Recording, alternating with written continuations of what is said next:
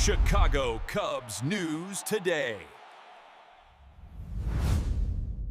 Chicago fans, we need to talk about what's going on with the Cubs. Because while everyone was focused on opening day, the new uniforms, the energy at Wrigley, the Cubs quietly went out and made one of the most important moves in recent years.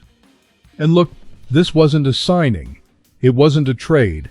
It was something that, in my opinion, says a lot more about where this team is headed than any name they could have brought in from the outside. If you've been following the Cubs closely, you already knew this conversation was coming. The only question was when, and more importantly, on what terms. Well, now we have the answer. And this is where things really start to shift on the north side. Stay with me, because over the next few minutes I'm going to break down not just what happened, but what it actually means for the future of this team. And trust me, it goes beyond the headlines.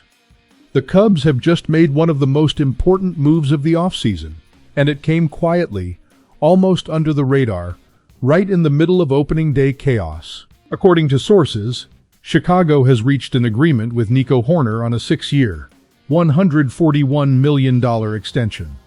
The official announcement hasn't come yet. It's pending medical exams, but the news broke shortly after the 10-4 loss to the Nationals at Wrigley. And yes, the team lost the first game of the season. But what happened off the field significantly changes the conversation about this club's future. Let's get into what matters, the numbers. $141 million over 6 years makes Hoerner the fourth largest guaranteed contract in history for a second baseman. The only players ahead of him are Robinson Cano with $240 million, Marcus Semien with $175, and Jose Altuve with $163. That's the list. That's the level. Let's get into what matters, the numbers. $141 million over 6 years makes Hoerner the fourth largest guaranteed contract in history for a second baseman. The only players ahead of him are Robinson Cano with $240 million, Marcus Semien with $175, and Jose Altuve with $163. That's the list. That's the level.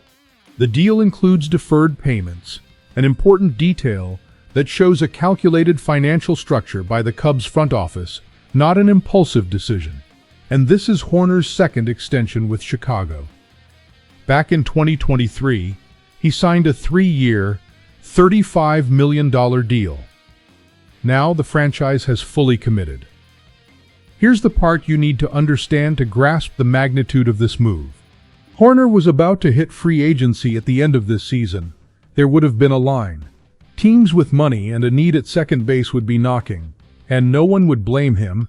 He had earned the right to test the market. But the Cubs didn't wait. Just like they recently did with Pete "Crow" Armstrong, the organization is sending a clear message. This team's core isn't going anywhere.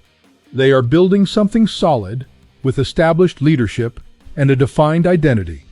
And Nico Hoerner, drafted in 2018 out of Stanford, the first player from that entire class to reach the majors, is at the center of it all. 7 seasons with one organization. The only one he's ever known. Hey, you, the one who follows this team every single day.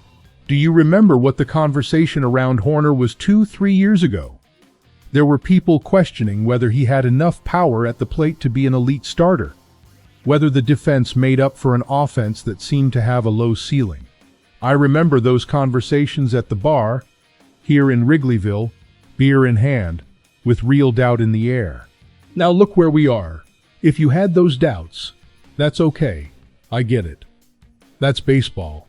But Nico silenced every critic in the most Nico way possible. No drama, no speeches, just playing the game. Real quick, if you enjoy this kind of analysis and want to help the channel grow, there's a link in the description. Any support makes a difference so we can keep bringing content like this every week, covering every Cubs move. Now let's keep going. In 2025, Hoerner finished with a batting average of .297, second in the National League, behind only Tree Turner, a strikeout rate of 7.6%, third best among qualified hitters in all of baseball, 49 strikeouts in 649 plate appearances. That's elite zone control. But what impresses me most is his trajectory within the season. Over the final 30 regular season games, a slugging percentage of 0.476. In the playoffs, a batting average of 0.419 with a 0.973 OPS across 8 games. This is not a player who shrinks in big moments. He rises, and paying $141 million for a player who performs better when the stakes are highest. That's not spending. That's investing. The 6.2 WAR in 2025 was the highest by a Cubs starting second baseman since Ryne Sandberg in 1992. Let that sink in. What's being said behind the scenes is this. This deal didn't start now. It had been building throughout spring training, with both sides aligned on value and long-term vision.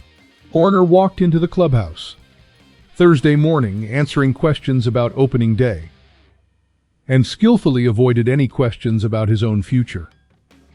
He focused on the team, the opportunity, the World Series.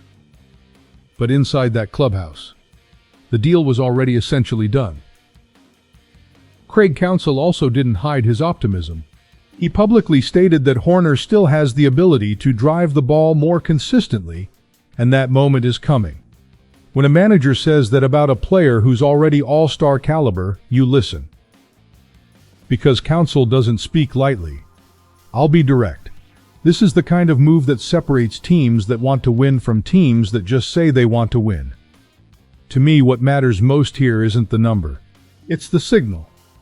It's the message the organization just sent to Hoerner, to the clubhouse, and to the entire fan base. We believe in this project. We're not going to let this core fall apart because of hesitation or misplaced financial caution. Hoerner could have left. He chose to stay. And when a player at this level chooses to stay, knowing he could have had more attention, maybe even more money elsewhere, it means he sees something real happening inside that organization. I see it too. And it excites me. Now, what comes next with this deal in place? First scenario. Hoerner continues to develop offensively, just as Counsell believes, and becomes one of the top 3 or 4 second basemen in baseball within the next 2 years. If that happens, this contract will look like a bargain in 3 seasons. Second scenario. The Cubs use the stability of this core, Crow Armstrong, Hoerner, and other young talents, to pursue an impact player via trade later this year. With a more predictable payroll and a locked-in core, it becomes easier to plan an aggressive move. What I don't see is this team stepping back. The direction is clear, and the friendly confines deserve another flag flying high. An opening day loss hurts. It always does. But what the Cubs did off the field this week tells a much bigger story than yesterday's scoreboard. Nico Hoerner is the heart of this team. He was in the 2018 draft, he is today, and he will be for the next 6 years. That's rare in modern baseball. That's identity. That's how you build a winning culture inside a clubhouse. And here's the question I leave you with. With Hoerner locked in, Crow Armstrong rising, and Counsell in charge, what's the next move the Cubs need to make to turn this team into a real World Series contender in 2026? Drop it in the comments. I want to hear what you think. Cubs fans, make sure you subscribe so you don't miss any analysis. Every move, every rumor, every angle, we bring it right here. See you next time. Go Cubs, go!